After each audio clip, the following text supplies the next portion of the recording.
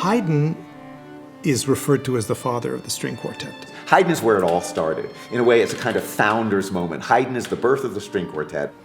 He took what Bach had established in four-part writing and refined it, brought it to an art form that was never seen before. We know very little about him, but we know a lot about him from the music itself, more than the actual events of his life. And you get a sense of a stunning intelligence. He was this very genteel man, very refined man who could easily infiltrate into society.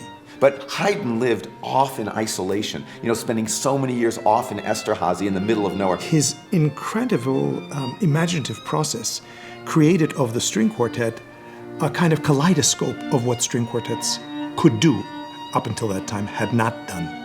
What makes Haydn great has a lot to do with who the quartet is and who the audience is. If a quartet is not excited and inspired, they can't communicate it to the public, and they can't bring it back to life. You can tell in a moment whether the quartet is inside the world of Haydn, whether they really get the language that they're speaking, or else they're playing something that's quite simple to play. There's nothing technical to play. There's nothing virtuosic to impress the judges with.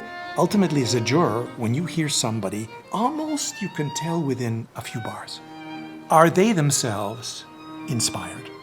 Do they realize that the notes represent a language of emotion? I'm much more interested listening to, say, in a Haydn round, who's inside the language, who speaks the language fluently, than I am, say, about how are the mechanics. We have to not only understand all of that, but we have to be passionate about it. The music remains greater than any of us will ever be.